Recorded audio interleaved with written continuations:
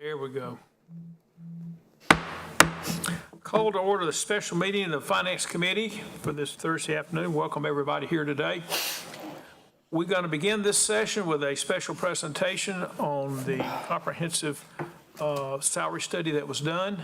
After that, we will then go over the capital budget. And thirdly, we will then go over kind of any questions or comments people have from the prior presentation of the budget in general. And I hope to be finished in about an hour, which will finish around 5 o'clock.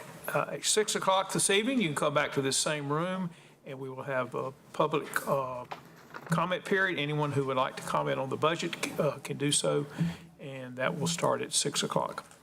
With that, City Manager, I'll turn it over to you to introduce our guest. Thank you very much. Just as a quick comment, as council knows from our presentation on Tuesday, one of the highest priorities that you set for us for this year to work on was the class and compensation study for our employees. So we have been diligently working on that. You've seen the information in the budget that we've provided on making that a highest priority. And now we want to give you some details, really high-level details on where we're at with the program. So I'm going to ask Dr. Barnett to introduce our consultant and let him present his those findings. Thank you, Mr. Manager. Good evening, Chair Clark, Mayor Joines, Mayor Pro Tem Adams, and members of the council and the committee. It's my pleasure to be with you all this evening. As you know, I stood before you just about a year ago, bringing you information on consultants that we would potentially consider to complete a comprehensive classification and compensation study. At the end of that process, we ended up going with the consultant, which was the Management Advisory Group International.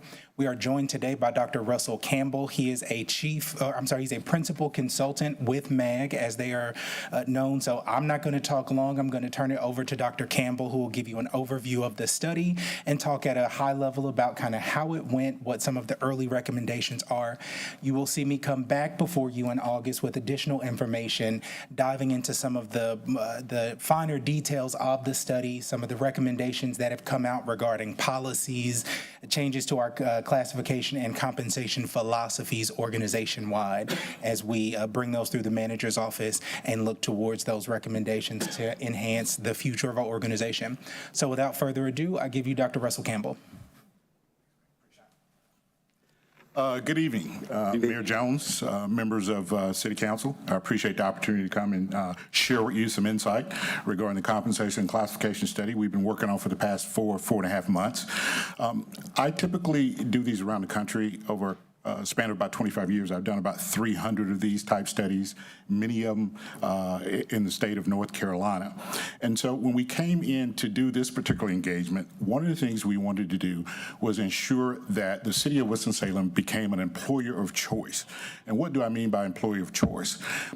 In other words, we wanted to make sure that when it came to direct compensation, which is pay, as well as benefits, that the city was in the upper echelon of the marketplace. And typically that's getting to the 70th percentile of the market on compensation, and of course having very competitive and attractive benefits.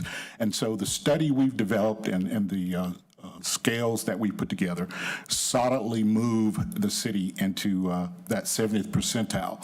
And we would argue before anyone that this positions the city to become what we would call an employee of choice.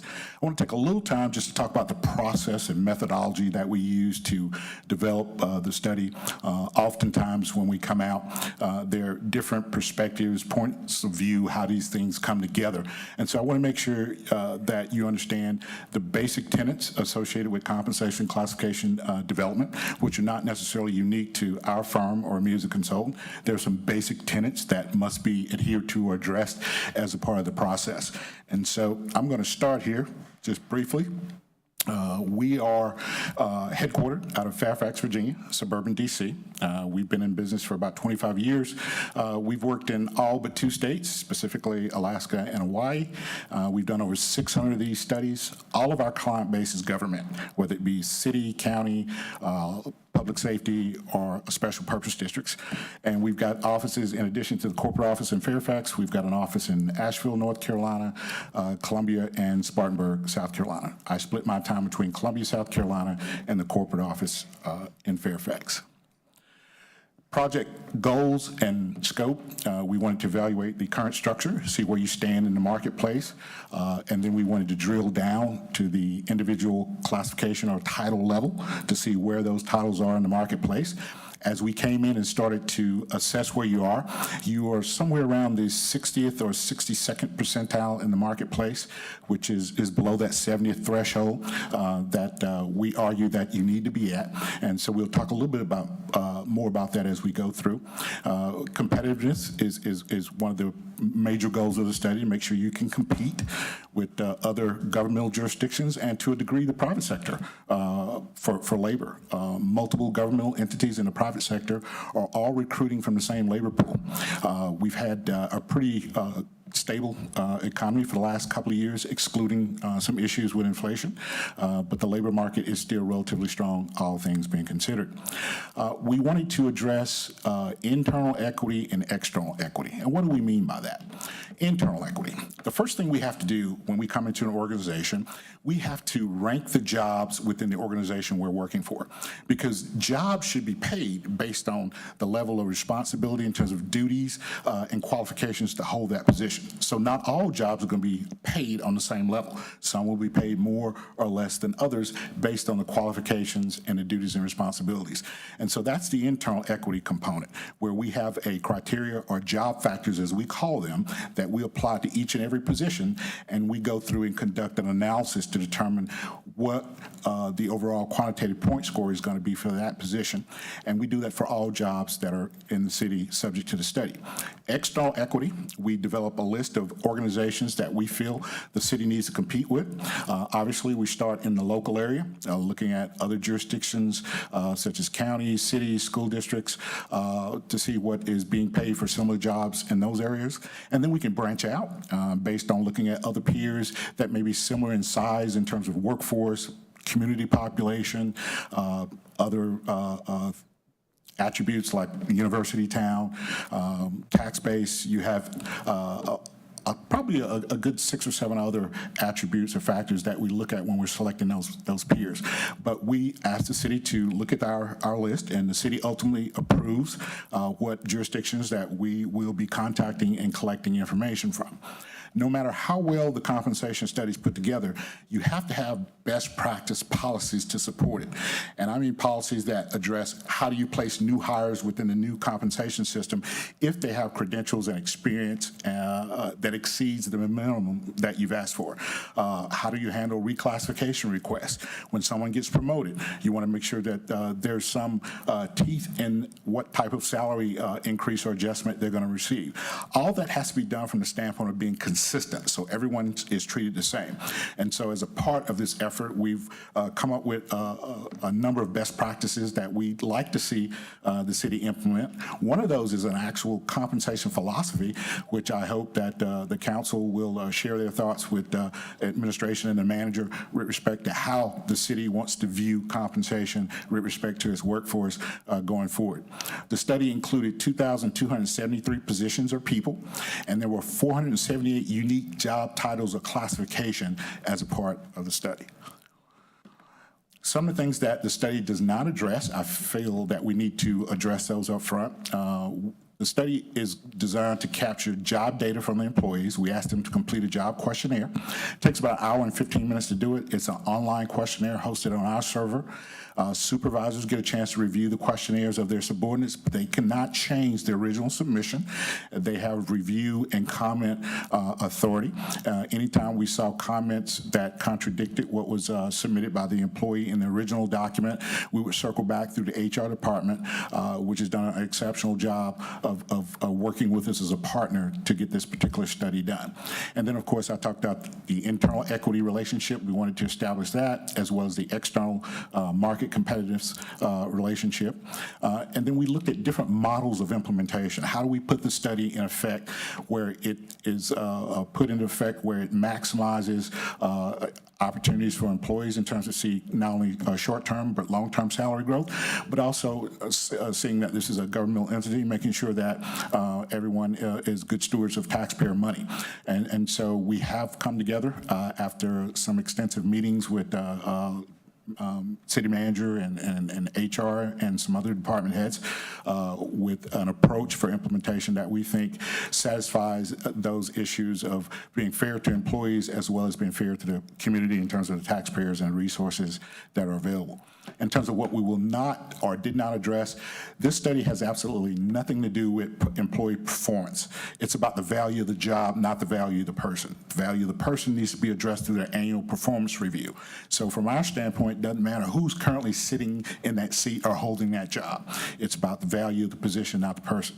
We didn't make any guarantees in the beginning when we met with employee groups to explain the scope of the work and the process with respect to any guarantees about salary adjustments. And we certainly didn't make any recommendations to reduce anyone's current pay, even if we found someone that was over the maximum or top end of what we're arguing is the value of a position at this point in time. We take a snapshot of the market, labor market as it is in today, with some eye over the next 2 to 3 years, anticipating changes and adjustments going forward. Best practices says you have to do this every 5 years, maybe 6 years, because there can be significant changes internally. Different department heads come in, restructure, reassign jobs. Also, the economy as a whole, there could be changes in terms of economic boom or bust. So every 5 or 6 years is an ideal time to come back and reassess the jobs within the organization. The job profile questionnaire I briefly spoke of just a moment ago is the foundational document that we use to collect information about the different job duties and responsibilities from the standpoint of the employees. We look at the employees as the subject matter experts with respect to what they're doing, even though we do this in a lot of other jurisdictions.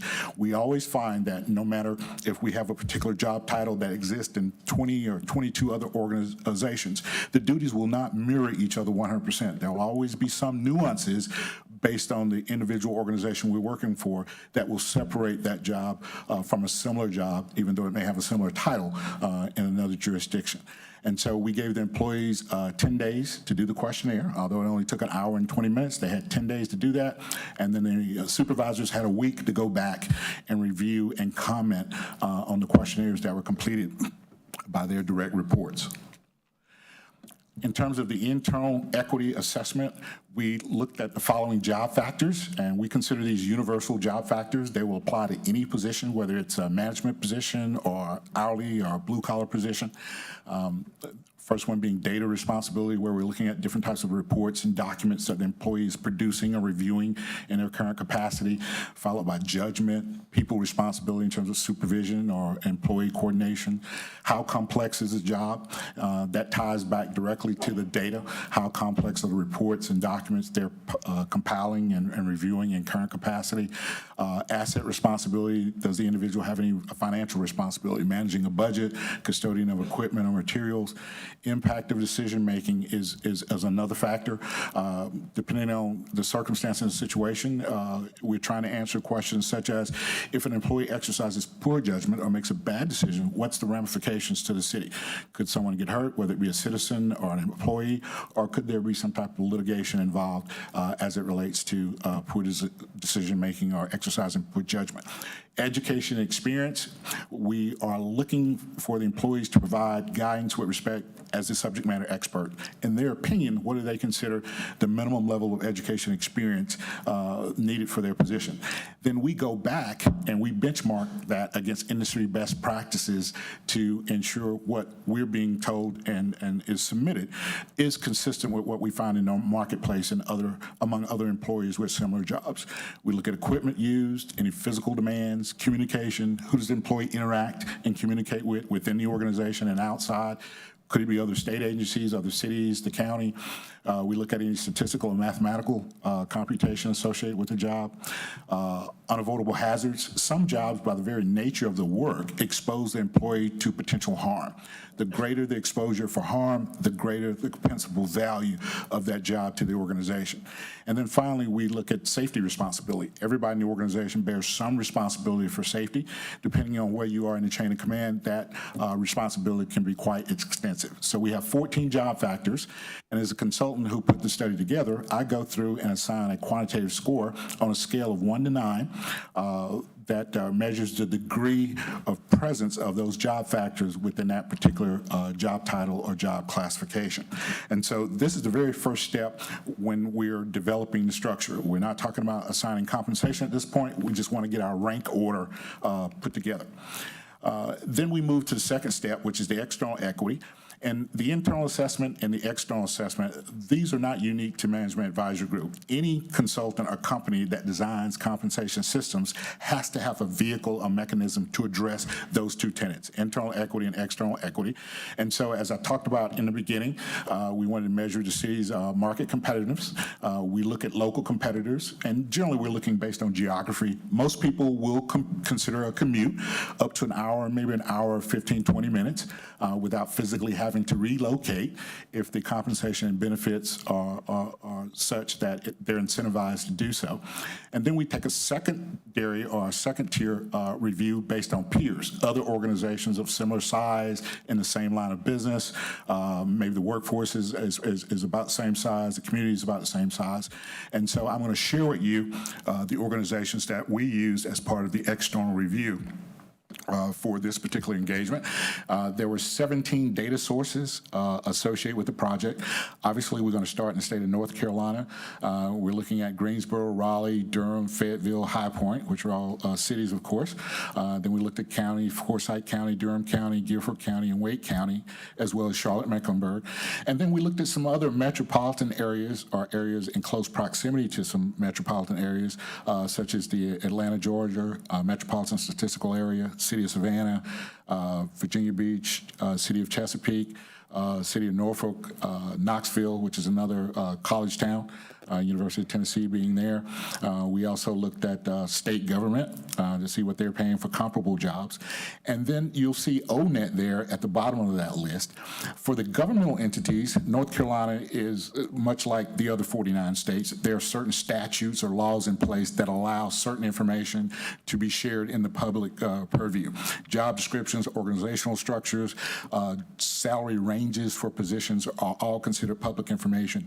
So once we make the initial request, if we don't receive the data from the governmental entity within 10 days, we can file a FOIA request through the Secretary of State's office, and eventually they'll be compelled to provide that information to us. Unfortunately, private sector does not respond to those because they don't have to comply with the statute. As a young consultant, I thought sending out a request for pay information at GM and Amazon and Google was a great idea until no one called me back. And so I finally figured out that that wasn't the best route to collect private sector information. So the Federal Department of Labor has a division called the Bureau of Labor Statistics that's staffed with over 2,000 people. And they're statisticians and number crunchers. And what they do is collect wage and salary information from around the country by zip code in every state. So if I knew the mayor's home address and zip code, I could tell you what the annual income is on his street by going through that database. And so that's how we get our private sector information through that ONET service, which is populated with data from the Federal Department of Labor. And so at this point, we got two sets of data. We've got the quantitative point score from the internal assessment. We've got the average market value for a given position. So what do we do with it at this point? It's pretty meaningless as independent data. So we use a computer modeling technique called linear regression, statistical analysis, where it merges together the two sets of data via a software application that we have, and then it creates what the value should be of the jobs in this city based on the two sets of independent data. So nothing is manual about this process. The software has an algorithm. The algorithm is programmed to take the data and then adjust that data to it so that it reflects what is a competitive compensation system and structure for the city of Winston-Salem. And then we go by each department and each individual in that department, looking to see how it impacts them in terms of any adjustments that are needed to get their salary within the range of the new salary scales that we've come up with. Every job is assigned to a pay grade. Every grade has a salary range. And then once we've done that, we can look at different options for implementation with respect to what's affordable within the near term, as well as some consideration for long-term implications. And so in terms of the cost to implement the study, as we put it together, we're recommending that every employee currently on payroll receive a 4% cost of living adjustment. Inflation is running somewhere between 3.3 and a little over 4%, depending on where you live in the country. And so one of the things that unfortunately happens when you do a salary study, sometimes the people that will come after the new structure is adopted become the biggest winners, those that come lately, because they're taking advantage of the fact the city has done a study, the values have increased, and now they're coming and applying, and some are being offered positions based on that new salary scale. But what about the people that are already here? Those people have already been trained and vetted, and so we want to make sure that they're not harmed in any way as it relates to a salary study. So in addition to making sure the pay ranges themselves are competitive, we want to make sure existing employees that their actual compensation is competitive as well. And so we've recommended a 4% cost of living adjustment, and everybody in the study, or every individual in the study, all 2,273 people, would get that 4% cost of living adjustment, which will cost $5.1 million. And then we go back and look and see, well, now that everyone's got 4%, is anyone below the entry level or minimum of the pay range that we've come up with? In this case, yes, there were 887 people that still needed additional adjustments even after the 4%. So to get those to at least the lower end of the scale was $2.4 million. And then the city, because of the size of the city, and then historically, as you're recruiting and trying to get talent in, you know, the old adage is whoever comes lately usually gets the best bite of the apple. And so sometimes in government, you get your best deal when you first get there. Once you're there, they got you. And then maybe salary increases are not as generous as you'd like. So as a result of that, we experience what we call salary compression within the pay structure of the organization, where we've got employees with varying years of tenure. Some may have 10, 12 years with the city. Some may have 2 or 3. But they're all clustered or compressed around the lower end of the salary structure, and we call that salary compression. And so we came up with a macro formula to address that based on how long individuals have been in their current position. And so we identified 1,039 employees who would receive extra credit to address salary compression among the peer group in their classification. And so that's a little over $4 million. And so all told, the 5.1 for the COLA, 2.4 for the adjustment to minimum, the compression adjustment of a little over $4 million. The study is showing $11.5 million in terms of adjustments to implement the salary study. And this is just actual salary dollars. Now, benefits and fringe would have to be added on top of it. But you'll notice we say that changes payroll by 8.75%. In compensation, we use 5% as a benchmark for a lot of things. And anytime we do a study and we come out with the results, we're looking to see if the change in payroll is going to be greater than 5%. So not too much above that 5% threshold. As a matter of fact, I flew in this afternoon from a project down in the New Orleans Parish area, and that change of payroll was 25.2% in an organization that I'm working with down there. So if you're looking at that in terms of context, the city was not in too bad a shape. But this is a dynamic labor market in this part of the state, and so there's a lot of competition. And we looked forward so that we know that when we come in and do a study for the city of Winston-Salem, there will be other jurisdictions that'll look to do studies, and it's kind of a one-upsmanship in terms of compensation. So we've got to forecast forward to make sure we put you in the best position where a year from now, you're not Marcus is not calling me up up, like Burnett saying, Russell, well, all of a sudden we can't hire police or fire because they're going to work for the county or Durham. And so we do make some adjustments looking at where we think the market's going to be going over the next year or two so that you won't be in an unfortunate situation a year or two after the study is done. And so we're at about 11.5%, which increases payroll by 8.75%. A couple of things I wanted to emphasize here. The city has done a really good job with public safety. I said 5% was the benchmark. The fire department changing payroll is right at about 5%.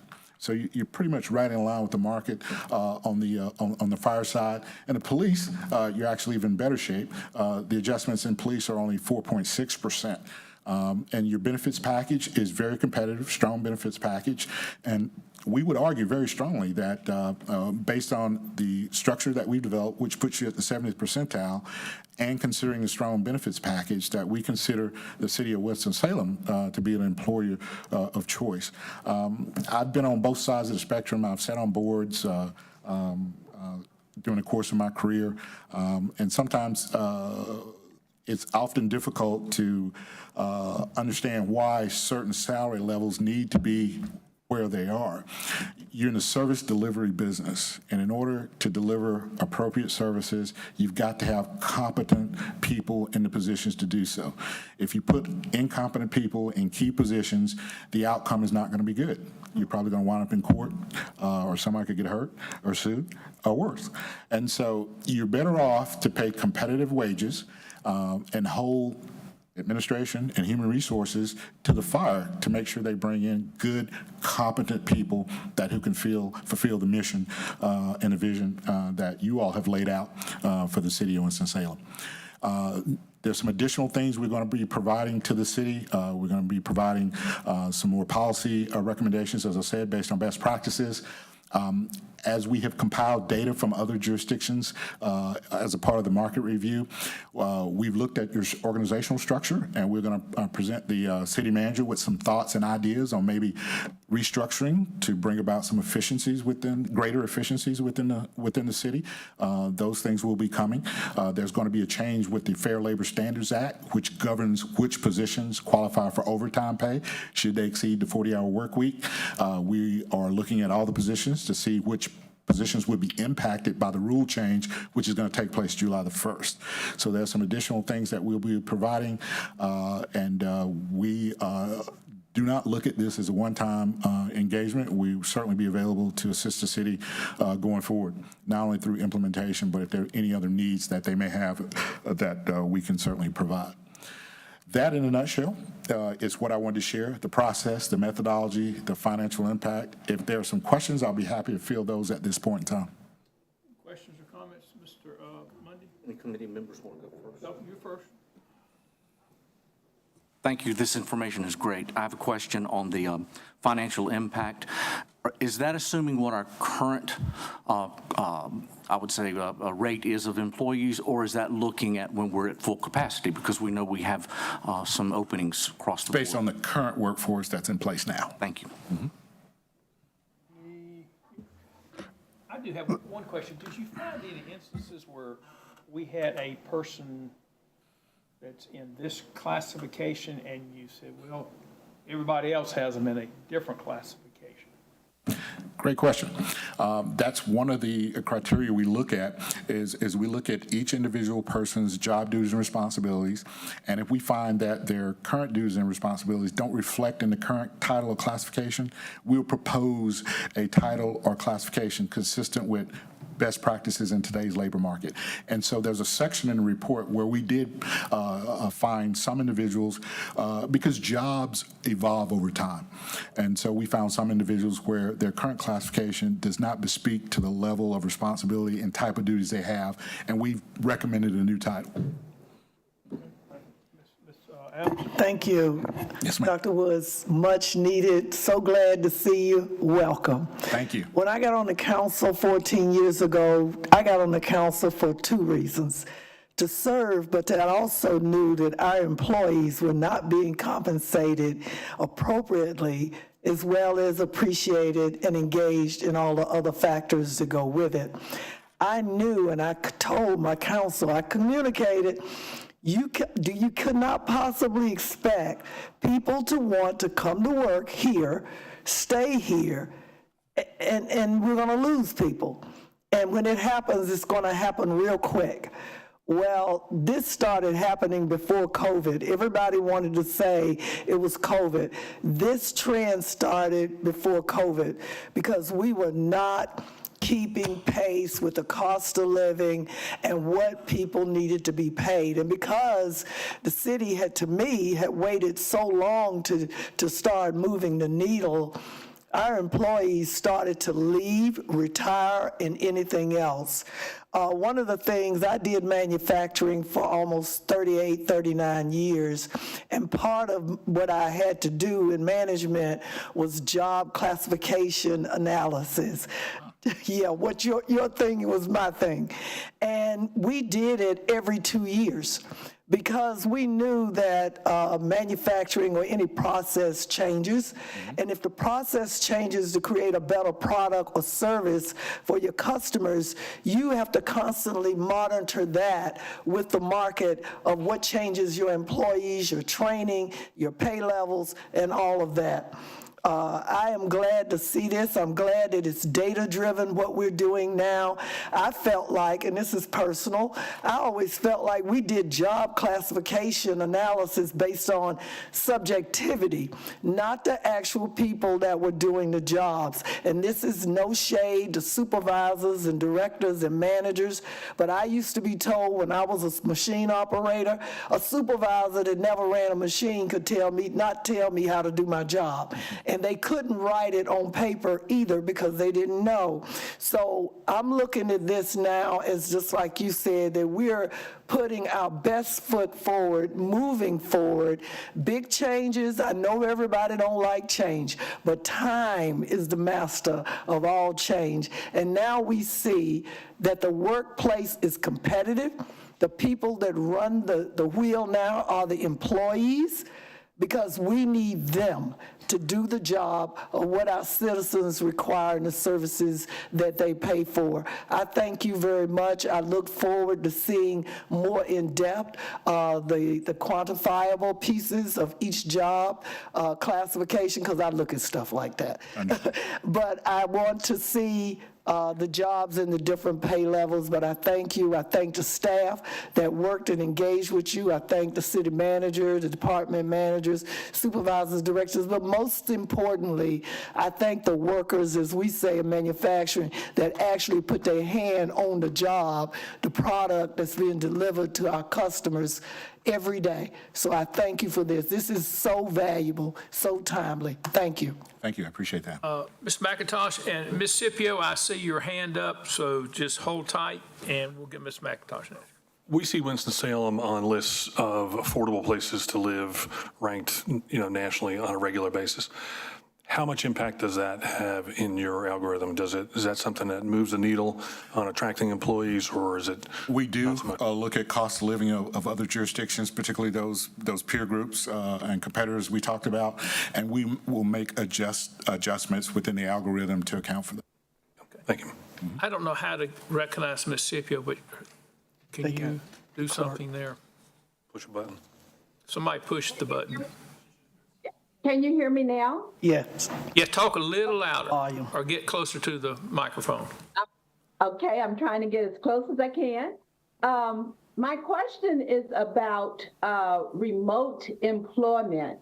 Will you be providing recommendations about those jobs within the city that are tailored for remote work as opposed to being on site in person?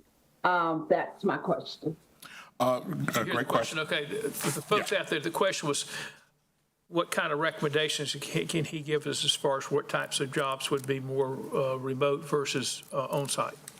We did not receive a specific charge as part of the scope of work to look at which jobs would either be considered full remote or hybrid, some days in the office, some days out. That wasn't a part of the scope of work, but if the city would like some guidance, we certainly can assist with that. Okay. Anybody else? Thank you very much, Dr. Campbell. Thank you, I appreciate it. And to the city manager, I would love to see the study when we get the final version. And let me say first off, we asked for this in a pretty short time period because our budget is now, not 6 months. I thank you for being a good supplier in that respect and meeting our deadlines. Thank you, sir. I appreciate that. Thank you. Appreciate it. Hope you have a great evening. Thanks, Dr. Campbell, for that report. Just a couple of things I want to make sure we're clear on for you or anybody that's listening. Councilman Mundy asked about how this relates to the budget in terms of our full payroll of positions. So Dr. Campbell's right. He put out, what we gave him was existing positions, and that's what his numbers reflect. The numbers we have in the budget reflect all positions. So the assumption is that we're going to have all these positions on the new pay scale and that we're going to work towards filling all of those positions.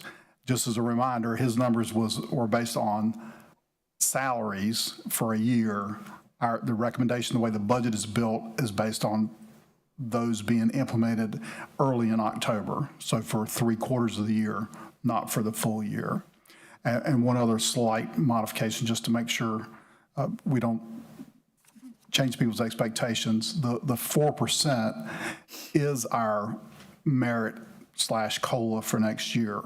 So we have put some guidelines on that only individuals, positions that are performing satisfactorily would get that. So individuals that are on some kind of disciplinary process or not performing satisfactory on a performance improvement plan, they would not be eligible for the 4% while they were on those plans. So it would be moving forward. So there is a merit component to that 4% in addition to the other things that were there. And I just wanted to make those clear as what's part of the budget recommendation, not necessarily what's coming out of the study. Okay. Thank you, everybody. We will now go to the next item on the agenda, which is the capital budget. Mr. Tesh, should I recognize you?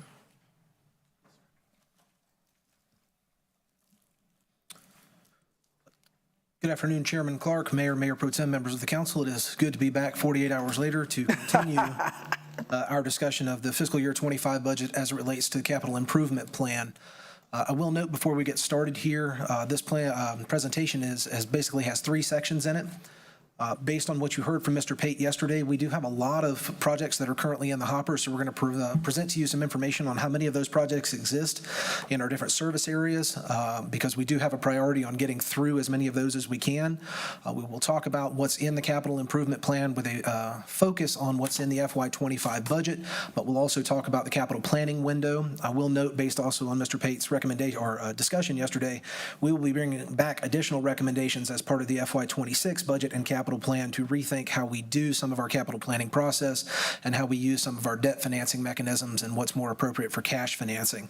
So the window does show you what we are currently thinking about doing, but there will probably be some substantial changes to that coming forward in 26. So we'll focus a little more specifically on what's in the 25 budget. And then, as we have before, we'll talk about the unfunded section of the capital plan, which still shows a substantial number of unfunded projects and requests from the various service areas. So we showed this slide to you as part of the committee of the whole when we looked at the early budget forecast a couple of months ago.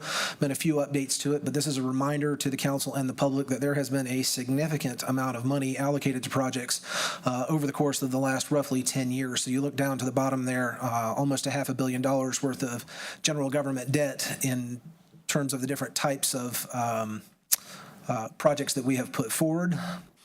And again, I'll show you here on a couple of different slides how much of some of that is remaining as well. But there has been a lot of work that has been authorized, a lot of work that has been done, but there's still quite a bit to do as well from what council has already given us. There are, just to touch on, again, a few of the projects that have been completed across public safety, recreation and culture, transportation in terms of downtown streets. But we do have quite a few of these slides related to many of the quality of life projects that have been finished.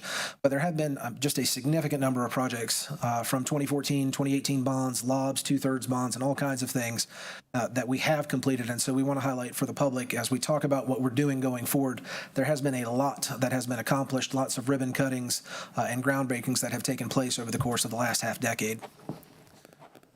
When we look at the number of capital projects that are still open in our system, you can see a number down there of 333. Now, this covers all capital projects in all funds. So if you look at that environmental health component and you're looking at the number of projects and the authorized budget and remaining balance, that does include the water and sewer system, which is a very large component of that $180 million in remaining balances in environmental health. I believe somewhere in the neighborhood of 130-ish million of it is water and sewer. They are, as you saw in the operating budget, a very large component of the total budget, and they are a very large component also of our capital improvement plan. But you can see there that there is a lot that has been appropriated, but there is still a lot to be done in terms of available balances and projects that are out there to be designed and get into construction and be built. A different way to look at the same tabular data we saw on the last slide, just looking at it in a bar chart in terms of their relationships to each other. Again, you see environmental health is huge because of the water and sewer system. But transportation is the second largest, and there are quite a few, and I've got a list of just a few things that are still out there in the transportation area. Community and Economic Development would note that does include the $35 million for the Midtown Economic Development Project that we got money from the state from, so it is a large component there, and it goes down from there. But again, I'll draw your attention to the right, where from the authorized budgets, half of that money remains unspent at this point, which is a recognition that there are lots of projects still to be completed. This is, on one slide, just a list of a few projects that have yet to be completed. If you want to see all of these, or the public wants to, the capital plan this year includes some additional information that we have not done in the past. It includes a line item of all of these open projects by service area in the back of each one of the sections. But again, if you look at some of these, take Long Branch Trail, for example, that's more than an $8 million project. That has design and construction to come for years to come at this point. But you see many of the large projects that you have provided authorizations for in terms of bridge replacements, road projects, greenway projects, and including some of the recreation and culture projects that are still in the hopper. So just wanted to throw out there that this is just a small example of the 333 that were noted as still being out there in terms of capital projects. So the current environment that we find ourselves in is probably not too terribly dissimilar from some of the information that we have provided to you 2 months ago and even 12 months ago. Staff vacancies we showed you have gone down a little bit in the last 12 months, but we still have staff vacancies. As I showed you 2 days ago, engineering was one of the areas that we still have struggled to fill all of those vacant positions, although we have made some headway in the last couple of months. We do continue to see increased prices in construction markets, and we have run into contractor shortages on many of the bids for some of these projects where we've not have met the necessary 3, and I would venture to say that sometimes that contractor shortage continues to drive up price as well. As they realize there's less competition in the market, sometimes you see less favorable pricing when we go out to market for design and or construction. So again, we're still in a little bit of a place where the priority is related to current projects, and we are doing what we can. I will note again, council did pass a resolution in 2023 that we weren't going to add any new projects to the hopper without approval by the city council. So we are continuing forward with that. In terms of current staff resources, again, looking at opportunities for external professional services where we can get an engineering group to help us to do something. We are going to continue to try and do that. And you just heard from Mag and Dr. Russell in terms of the compensation and classification study, and so it is our hope that the implementation of that helps with some of the staff vacancies as well, that we can get some of these positions filled and get some of these projects moving just a little bit faster. I'll continue again to focus on the prioritization of current projects. What you will see in terms of the capital plan is this is not a 2/3 bond year. Not being that there's not a whole lot, we are really looking at emergent projects and things that really need to be done in terms of the capital budget for the fiscal year 25. Which leads right into what is there. More for the public than for the council who knows this already. What is a capital plan? It is a 6-year instrument whereby we are looking to plan for our capital improvements. And when we say capital improvement, we're talking about land, vertical and horizontal construction, and what those major priorities are and what we need to look at. Again, in a 6-year window, in discussions with the city manager, he has alluded to, and I think we'll be looking at a longer range window when it comes to our facility planning needs and the renovations that we need of a lot of our public facilities. But currently, this is a 6-year plan. Again, we look at construction, we're looking at major road projects, recreation centers, all of those kinds of things fall into what we deem capital improvements, as well as some of our economic development projects. How do we look at prioritizing those when they come around? Safety is a top priority for us. If there is anything in our facilities that is unsafe for the public or for our employees, it needs to be a priority to fix that immediately. We look at regulatory compliance. That often comes more with our healthy environment section, with water and sewer and stormwater and their requirements, but there are ADA requirements and other things as well that we have to meet for our facilities.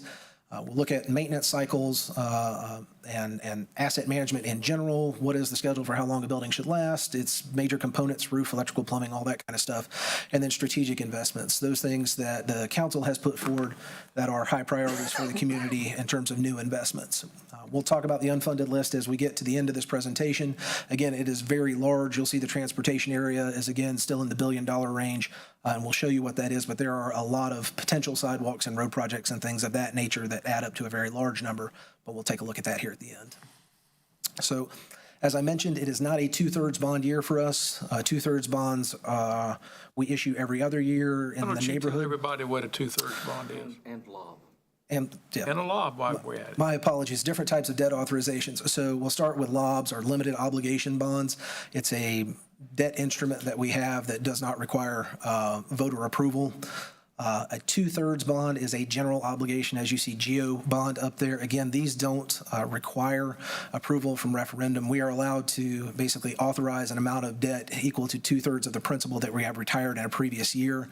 There are lots of cities and counties across North Carolina that use this to make sure that their assets are maintained and renovated without having to go back to the public to constantly ask for additional funds on a capital perspective to do those renovations and additional investments that they need. So when we say 2/3 bonds, it's something we're allowed to do by state statute.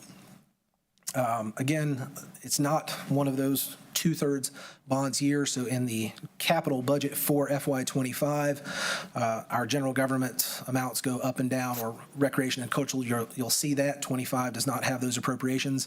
In 26 and the next 5 years, again, you'll see what we're planning to do with that. But again, based on the conversations that the manager had yesterday and some of those discussions, we may be looking at a different funding structure for what we've called capital maintenance in the past.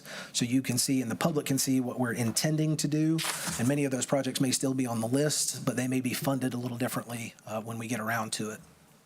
And then one of the more important things, we hit on this Tuesday, but we'll talk about it as you see it as part of street resurfacing in the capital plan. Again, there is a $15 increase in the motor vehicle privilege tax, or motor vehicle fee, and we are showing the entirety of that amount, which would generate $2.8 million annually, will go directly to street resurfacing. In terms of looking at the total capital plan, on the left, you see the fiscal year 25 budget includes roughly $92 million in capital improvements, and the entire plan at just over $500 million. This slide is the one where we show you, again, water and sewer is the largest component of this. We'll get a little further into the details, but generally 75% or more of our plan is based on the improvements to our water and sewer facilities and distribution systems. If we look at it in terms of every area, service area, attention will automatically be drawn to the zeros that you see up at the top. There are no current authorizations for things when in community and economic development. For instance, this is where you would see housing. We have unfunded needs for housing, and these are discussions that are going to be taking place between the mayor, city council, and the public as part of Housing Summit, as well as strategic discussions when the new council is seated for a new strategic plan. Again, environmental health, the largest component, obviously, because of water and sewer. You do see intermittent amounts for public safety, some of those small renovations and other things that are needed in public safety, and so forth down the list. But again, we'll talk about some of these in greater detail on the other slides. But this shows you year by year generally what we're looking at.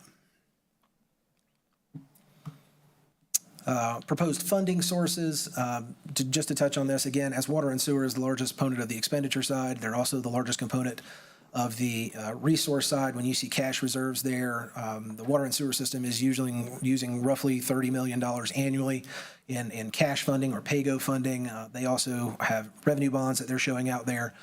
And we also have in the plan special obligation bonds for our solid waste disposal area, as they may need to generate a little more resources through a debt issuance to meet some of the needs for expansion of the Haynes Mill Road landfill in the coming years.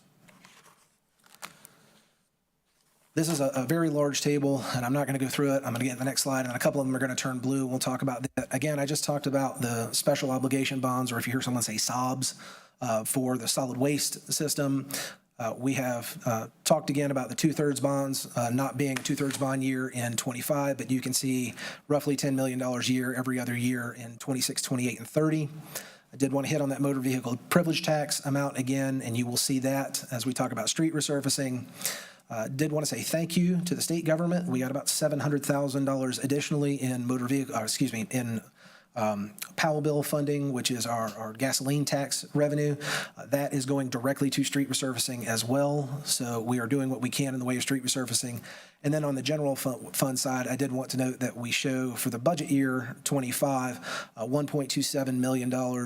$1 million for a roof replacement at the Benton Convention Center, and then just under $300,000 for an elevator modernization at the Bryce A. Stewart parking deck, and then potentially also needing some additional grant matches for projects and other things in 26. Won't go too far into the other details. Some of those are self-explanatory in terms of stormwater management and water sewer, where those monies come from. Looking at this again by service area, again, healthy environment is kind of driven by water and sewer. This is just a look at some of the higher level projects. So there was a state grant offered for $20 million to our water and sewer system for Southeastern Forsyth County service expansion. They have identified one project, which is the Wahlberg Road Lift Station project, but I do believe there are going to be other components of that utilities and that commission will be looking at in the future.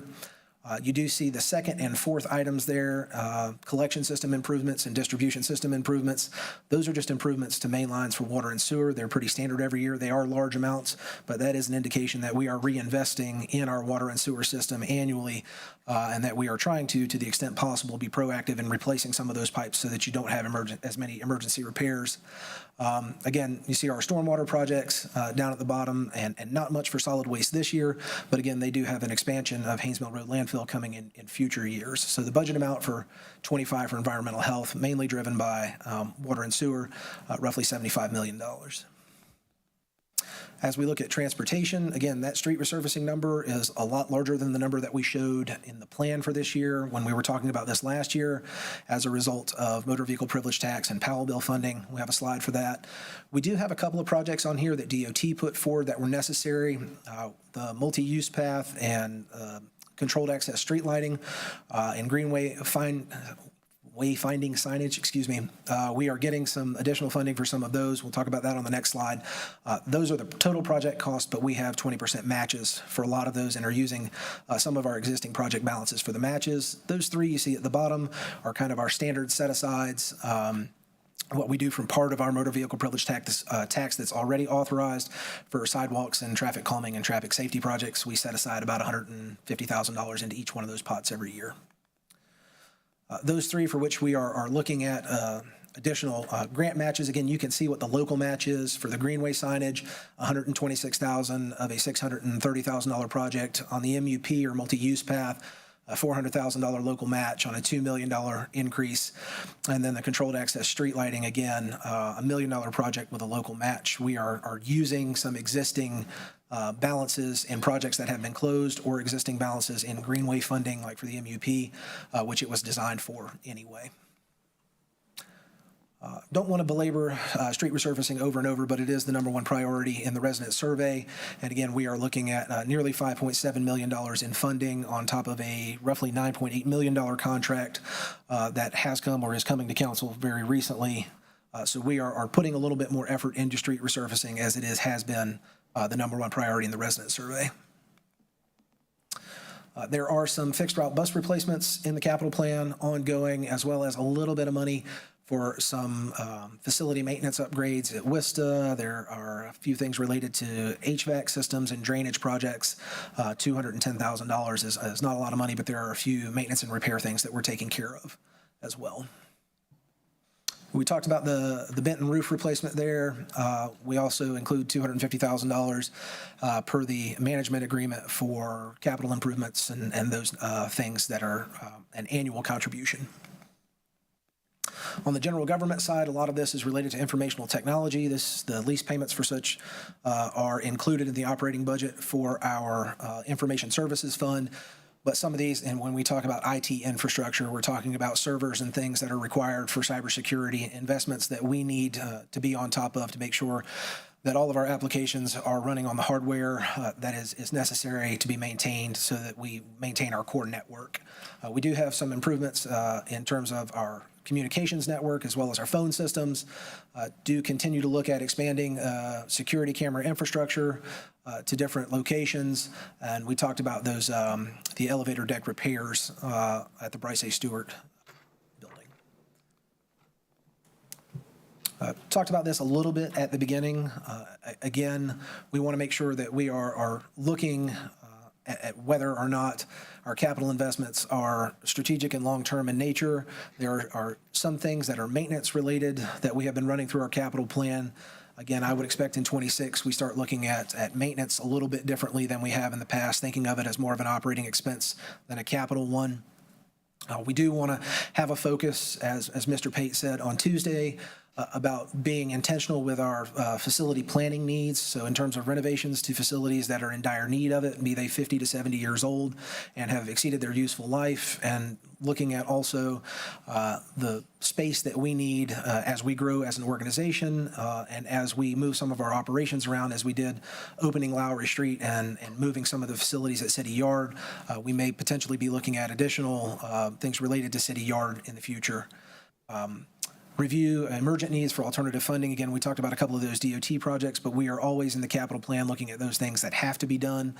Try to, as much as possible, not bring you as many budget amendments and be proactive in putting a capital plan and investment in front of the entire city council on an annual basis rather than having to bring it to you piecemeal.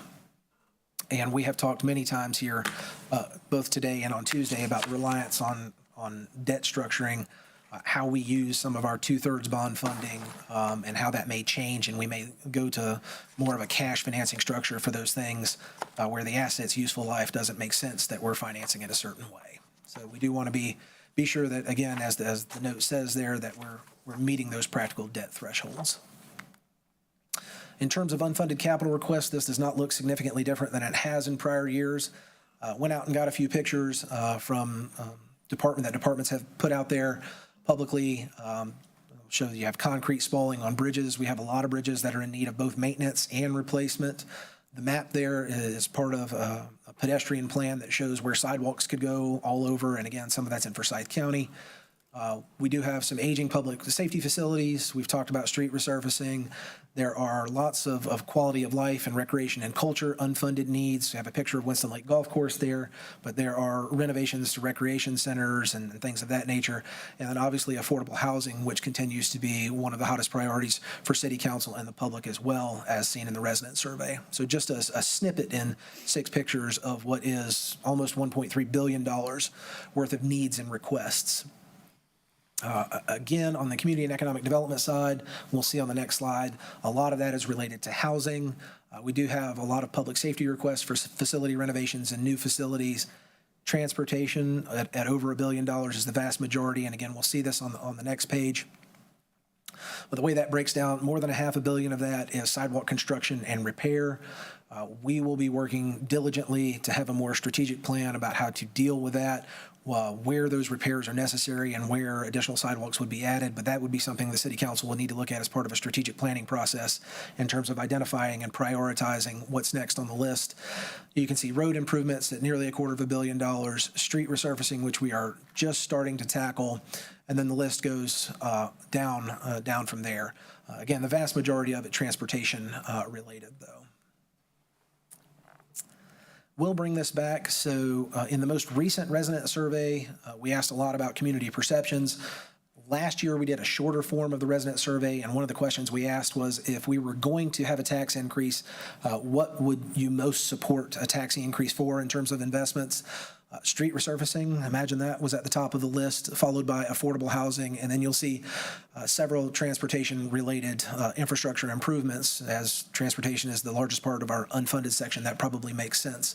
But you can see things in there related to community and economic development, as well as some of our quality of life or recreation and culture assets that are a little further down the list. This is just context for how the public may be thinking generally about the types of investments that the council would make, and this is information that we would show you again as part of a strategic planning process to think about those investments and where to aim them for the next 5 years.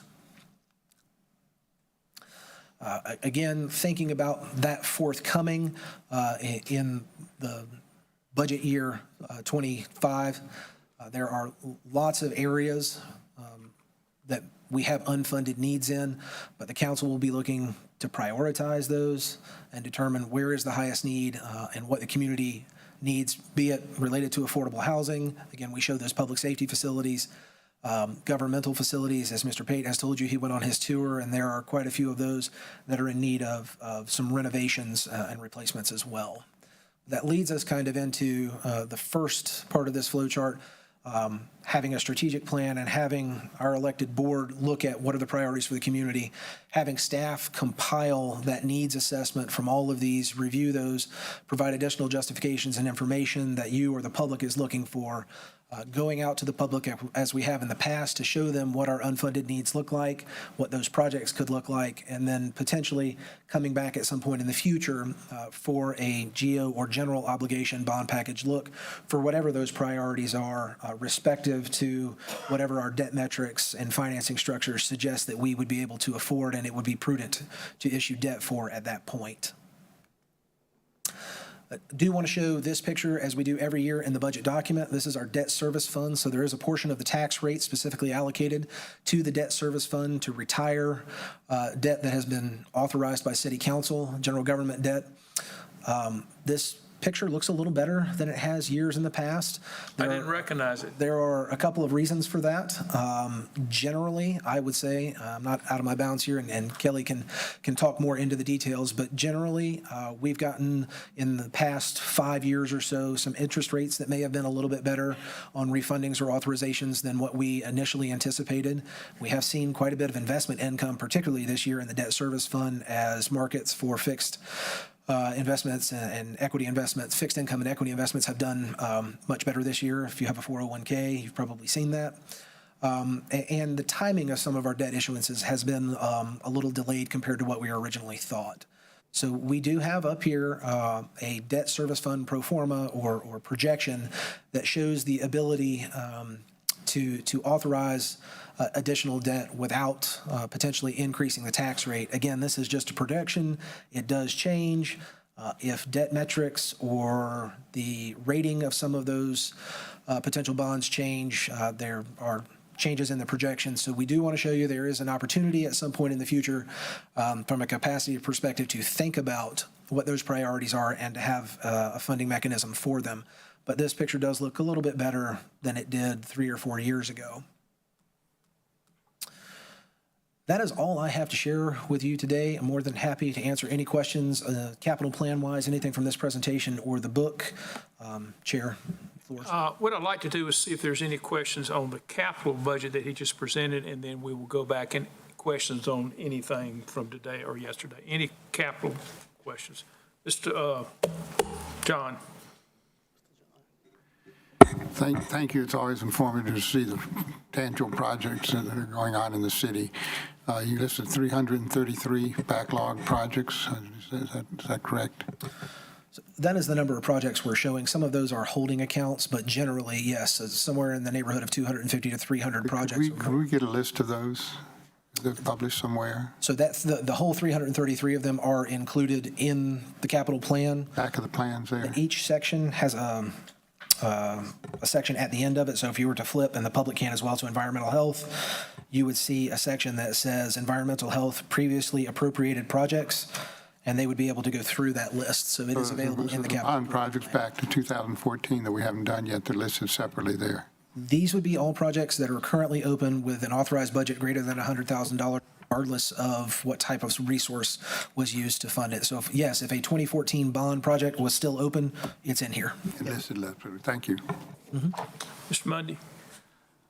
2014 been 10 years, and some prices literally have doubled.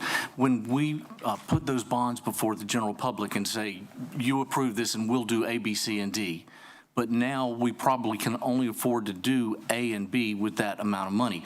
Are we obligated to build C and D, or how do we handle that differential? I've just never heard about it here. So in some cases, we would hope that we put contingencies aside to be able to deal with some of that. In some cases, there will be prioritization conversations coming back to the city council. And in some cases, as you see here in the FY25 budget, we've gone out and found some grant funding, and we're using project balances to help match that. So the Greenway signage, the controlled access street lighting, some of those projects, we've found grant money for it. There's a 20% match, and we're using some money from existing projects that finished out that were slightly under budget. But yeah, there will be projects that come in that are over budget, and there will have to be discussions about which ones of those are priorities, which ones we can find current funding for, and which ones you might want to make additional funding available for. But those would be coming back through staff to city council. And then a second question, I saw the money put aside for IT.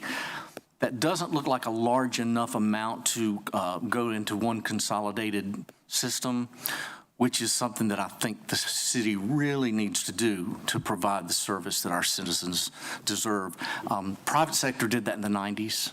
I know we're not private sector, but it costs us more to not do it than it does to do it. So at some point, we're going to have to bite the bullet and maybe do a bond referendum for that, but it really needs to be done. Thank you. Ms. That's Mundy, is that all? more for the city manager, I guess, than for you, Scott. I'm going around it, don't see any. Mr. Taylor over here. Richard, Mr. Chairman, Scott, you mentioned a big number, $452 million we spent in the past 10 years. Do you have a feeling offhand how much of that was covered by federal or state government grants? If you don't, you can get it to me later if you want to. We would come back to you on that. I do believe that if you're talking about that first table, those were general government debt authorizations. We could go back and look at the types of grants that we've received over those years and where they've been. I suspect it's pretty big. I mean, for instance, one little project we got going is the Long Branch Trail expansion, which, as you said, $8 million. We got a $6 million grant from the Federal Highway Commission to do that. So I suspect we'll see that trending pretty well. There are quite a few of those, yes. I do have a few questions on the capital budget, then we'll go to the other. I do want to start by complimenting you on putting in those pages that, and I think they're a different color. It looks like a weak purple color that they're listed on of stuff that's already funded, because that's where we're going to be spending a lot, if not most of the working on for the next 12 months, or stuff that was approved some time ago. And I mentioned that in that if you'll look at, just as an example, trying to find the housing one. Yeah, pages 23 and 24, we actually have $73 million allocated to housing and economic development. That's not in the budget because it's already been budgeted. So I don't want people to think we're not doing any housing. We're going to do maybe $50, $60 million in the next 12 months if you look at what's on here. Things such as choice neighborhoods, for example, is one of the largest on here. But anyway, thank you for those. I think those are very helpful. Ms. Driver, I got a couple questions for you, and you can just write them down, or you don't need to come up. First off, you've got a capital project to open cells, the last two cells, 6 and 7 at the landfill, and also to build a, whatever it was called, reinforced earthen wall around cells 1 through 5. Both of those advertise themselves as greatly extending the life of the landfill. My question is, if we do both those projects, what is the anticipated life of the landfill at that point? And I know you have to make some assumptions on how much is going in there, but do the best you can. But I'd just be curious so we'll all know that. The other one, I'll just point out, Mr. Tess, you mentioned it briefly, the $20 million we got from the state for Southeast Economic Development work. I am most interested in the Wahlberg Road lift station that might be the most important economic development project we're going to do in the next 2 to 3 years, because that opens up, Mr. Mayor, 1,000 or thousands of acres. Thousands of acres that can be developed. Right now, you can't because you don't have any sewer down there because this is an amateur's opinion, but the sewer's going the wrong way. It's going downhill and it needs to go to the right and it's going to the left. So this is a lift station that will take care of all that. But I would be curious, just at some future point, just some comments on how that project's coming and whatever. Those are all I had for the capital budget. I'm now going to open it up to the council members. Any questions you have on anything? Mr. McIntosh. Scott, I've got Let me just, before we do that, you may certainly send your list to the city manager or to Mr. Tesh at another date. And what they usually do for us, and I assume we'll do this year, compile the answers to these, and we will get those emailed to us on a regular basis. And it's a cumulative type list. They'll keep adding to it to get all our questions answered. So John, you got anything you want to throw out? Mr. Mundy, go ahead. One of the things I've committed to advocate for is additional housing for homeless, not only to help the people who are experiencing homelessness, but also to help the people who are impacted by encampments and so forth. And I've not read every single page in detail, and there may be something in the budget that I would recognize. But my question would be, are we increasing that amount? Are we taking into consideration that we need to retweak the COC and that may take some funding? I will get with our neighborhood services director and I'll make sure that we get you a little bit better explanation of how we're using some of those federal monies in those areas.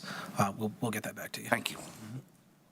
Okay, Ms. McIntosh, I interrupted you. Okay, I've got my tabs that I'll send to you later, but my question is about more of a Ouija board, crystal ball question. Looking at the increase in annual property tax base value from 2022 to present, we've increased every year, but we've increased by less and less amount. And I'm just wondering whether we're thinking we're going to be able to change. Will that change cyclically, or are we going to continue to see smaller and smaller increases? You've got to project those things going out. So what's the thought process there? We'll do my best to project my inner John Burgess, who is the county tax assessor and collector. So that number does change, and we have seen kind of it trickle from 2.4 to 2.2. We're estimating 1.8 next year. Next year is going to be a revaluation year. So in terms of what taxpayers see as tax value of their individual pieces, that may change very substantially. In terms of the organic growth by type, that's something that we would have to look at, and Mr. Pate has asked me to look into. I can get something back to you on that as to whether we're looking at residential increases versus commercial and such. But it's, as John would say, it's based on what's being built in the community. And some of it is based on the timing of that, how much of it is construction in progress. And we do see, I'll say this, something the community doesn't often see. We do see spikes from time to time in business personal property as a result of someone making substantial investments in their business properties. If they have some type of proprietary software or they rebuild everything on the inside of a facility, you may not see it from the exterior of the facility, but we may see hundreds of millions of dollars on the tax base in any given year based on a major renovation of some of those larger facilities and what's inside of them. So I don't have a crystal ball to tell you what it's going to look like after reval in terms of organic growth. We have always been in the, I'm going to say 1.5 to 2.5 range average. When we look at our peers, we do grow a little more slowly than some of them do. If you look at the Raleigh, Durhams, and Charlottes, that may be growing at a rate of 3% in some of those areas. If I had that crystal ball again, I'd be on Wall Street. And these numbers are all after the last reval, so that does play a part in it. Well, and just to add to that point, which I think is a point you're just trying to make there, what I consider a flaw in the North Carolina revaluation system is anything built today is being valued at the last revaluation numbers. So the numbers you're seeing are always small. Somebody could build, whatever, a $300,000 house today, and it's only going to be valued at $150 or $175 or something. So you're not really seeing the true growth the way we do assessments in North Carolina. And people forget that the reality is we're doing assessments to be fair in our tax policies. A reassessment is basically just saying, let's take everybody's property value and actually figure out what they really are so that we're all paying on a fair basis, instead of the concern that, well, that's just increasing property values. No, it's resetting the base so that we're all on a fair playing field. And it's tough when you're going back 4 years, right? The rate that building prices have been going up over the last 4. Thank you. Any other questions over here? Just pick up Go ahead, from, Mr. Mayor. from Councilmember McIntosh's point about the slow growth there, and then tying back to your comment, Mr. Chairman, about the importance of the developing that commercial land on the east side of Union Cross Road there, because, correct me if I'm wrong, Scott, but, residential investment really costs us money. Now, we've got to make it up on the commercial side of it. So I think that's the key thing we've got to do, is continue to do a lot of commercial development as much as we can. Thank you. Yeah, if you take a house, if they got 3 kids living in it and it costs $10,000 per kid per year for public education, Losing money. you don't make that up in volume. Anyway, I've got a couple questions. Some of them I will get with you later on. Some of them I'll do publicly so people kind of understand my thought process. And I'm going to give you a page number. And y'all recording this because I'm going to do this quick and you can get notes from them later on what it is. Page 11, we mentioned that we're budgeting for 2,446 positions. I would like to know how many are currently vacant or not vacant, so we'll just kind of know where we are. On page 53, it shows the amount of money we're planning on paying out in economic development to the various folks that we have Given incentives to. My question is that the amount that we'll actually pay them, or is that the amount they have actually earned? And by earned, I mean they have to do certain things to get money back. So is this a theoretical maximum, or is this what we're going to write checks for? This is a theoretical maximum if they do not meet, if they don't meet the tax base and job growth. Okay, let me got a second opinion here. That's right. No, that's absolutely right. That's always a theoretical number based on the incentives that they have, that they can maximum gain, but they've got to meet those criteria to do it. They're not all earned, and the best example is Dale ended up getting 0 economic money because they had to give it all back because they didn't earn it. $6 million. $6 million. 26. And I give the mayor credit, he got that one for us. Anyway, those are theoretical, that's all I needed. Next one, and by the way, I'm gonna beat this horse till I kill it. On page 67, we are allocating $350,000 to fund the hydroponics plant this year. Page 68.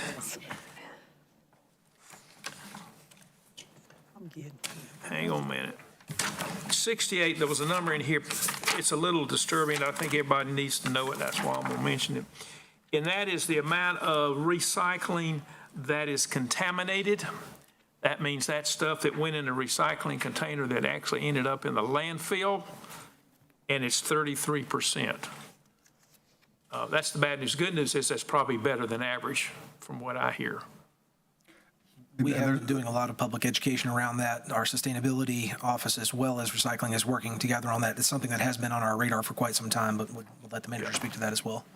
And I've had discussions with other council members recently about doing more of a campaign to talk about solid waste, keeping the community clean. And a part of that is educating folks on what's recyclable and what's not, and the importance of putting only the right materials in your recycling bins. So we'll continue to do that. There is always going to be a certain amount of contamination in those. Understand. That's the nature, but we will continue to strive. And quite honestly, that number probably is better than a lot of places, but we'll continue to strive to bring that down. I've heard Greensboro's was over 40, but that's hearsay.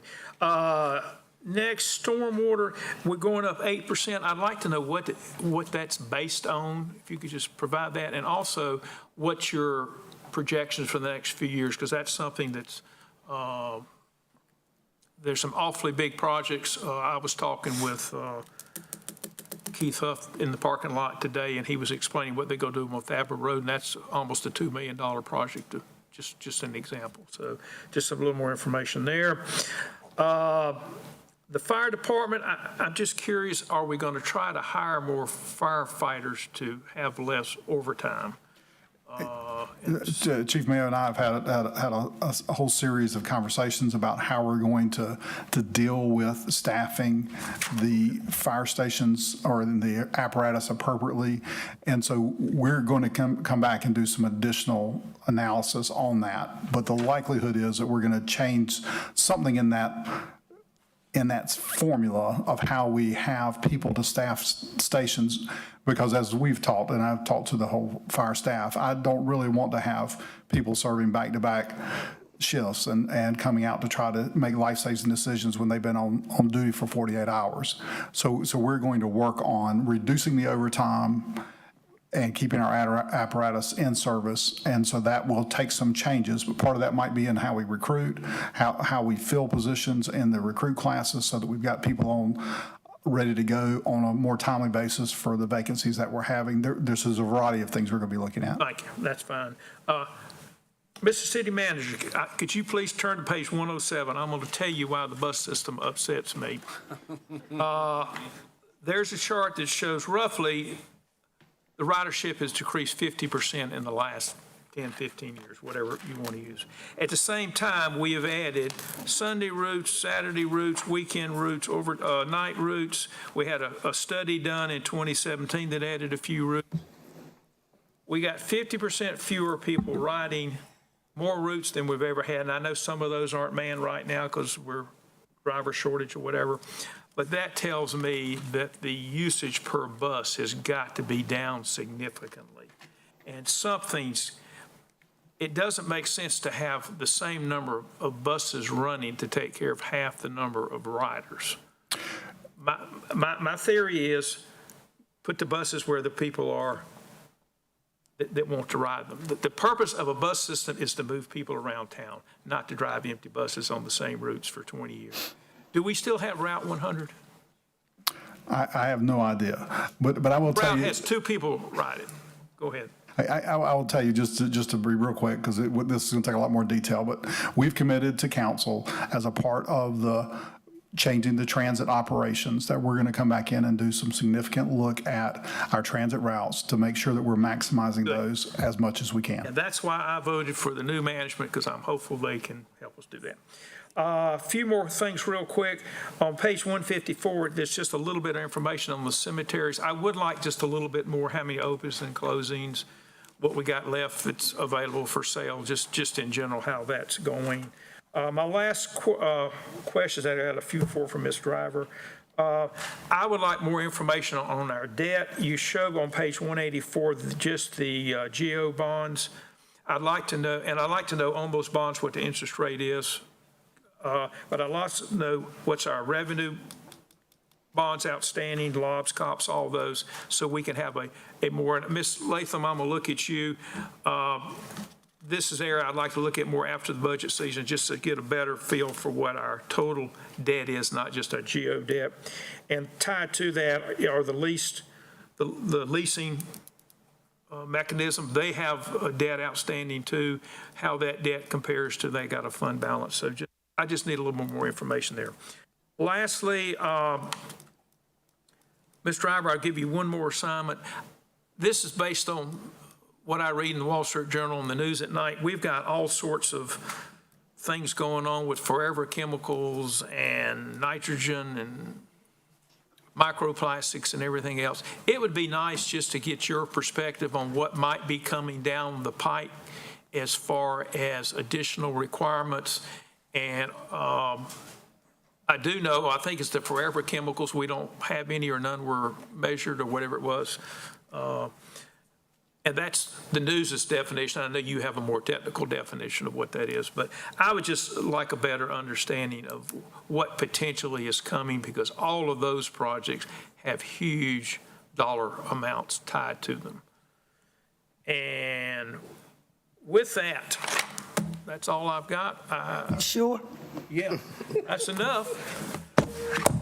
Lord, I took almost as much time as Miss Adams takes. You're wrong with that We're one. finished at 5:20. You're all invited back at 6 o'clock when we will sit here quietly, and anybody that wants to say something on the budget, we give everybody 3 minutes. So with that, we will stand adjourned. Oh, when's our next meeting? Next Thursday. Thursday, a week from today, 4 o'clock. Right here. Same room. Yes. Thank y'all very much. I'm